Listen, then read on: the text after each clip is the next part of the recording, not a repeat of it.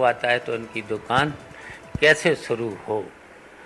तो उसी का हिस्सा ये भी है कि इनकी दुकान कैसे शुरू हो। जब बड़े बड़े लोग तो हिला नहीं पाए, ये तुच्छ लोग हैं, तो ये क्या हिला पाएंगे।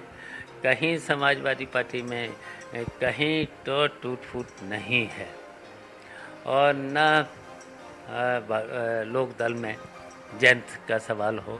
हम सब लोग पूरे विपक्ष जितना भी हम सब लोग इकट्ठा होकर के 2024 का चुनाव की तैयारी में हैं, और 2024 में उत्तर प्रदेश से भारतीय जनता पार्टी को हराना है। जयंत चौधरी से आपकी बातचीत हुई, क्योंकि बड़ी चर्चा रही कि वो मंत्री बनने जा रहे हैं केंद्र में। फिर उसके बाद चर्चा रही कि भारतीय जनता पार्टी उनका विलय चाहती है, उनकी पार्टी का। आपकी जयंत चौधरी से बात हुई? आपका तो बहुत सम्मान करते हैं जयंत चौधरी। हाँ, सही है कि वो हमेशा हमारा सम्मान करते हैं, हम लोग उनका सम्मान करते हैं। उनके जो पिताजी थे उनका सम्मान करते थे। और जहाँ तक चौधरी साहब का सवाल है, चौधरी साहब के परिवार से भी हम लोगों के बहुत अच्छे और बहुत अच्छा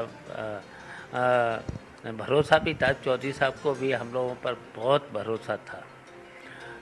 तो हम लोग तो शुरू से उस विचारधारा के लोग हैं। चौधरी साहब जिस परंपरा के थे, उन्होंने हमेशा किसानों की, और हमेशा चौधरी साहब ने हमेशा किसान गरीबों की आवाज़ जो रहे हैं, उस परंपरा के लोग हैं। तो हम लोगों को कोई हिला नहीं सकता है। नहीं, आपको तो हिला नहीं सकता। क्या क्या ऑफर मिला था आपको भारतीय जनता पार्टी की तरफ से? क्योंकि आप बता रहे थे बड़े से लेकर छोटे नेता तक सभी संपर्क में थे आपके। आपको बहुत वर्गलाया भी गया, आपको बहुत प्रयास भी किया गया। तो क्या कोई लालच वगैरह भी दी गई थी आपको?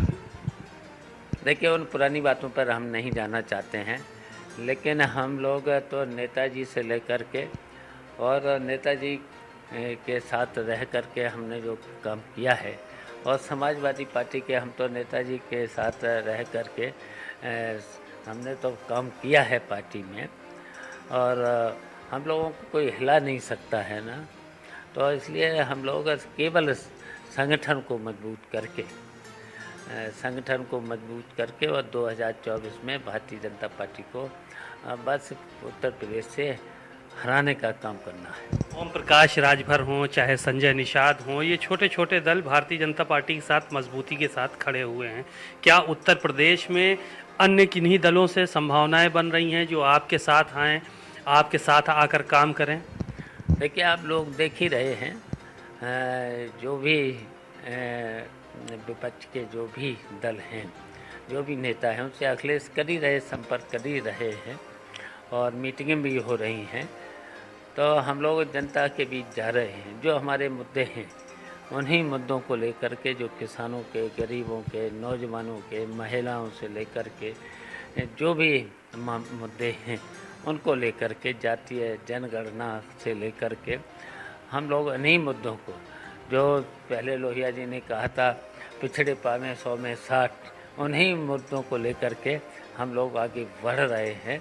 और नेताजी ने जो भी प्रदेश और देश के लिए जो भी कहा और जो करके दिखाया है, और भारतीय जनता पार्टी के लोग तो बोलते हैं, करते तो कुछ नहीं। केवल इन्होंने समस्याएं पैदा की हैं जनता के सामने, और जो कहा है वो कहीं पूरा किया नहीं है।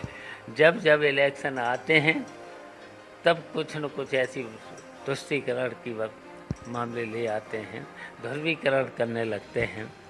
और लेकिन अब श्री अन्न भी भारत में समग्र विकास का एक माध्यम बन रहा है।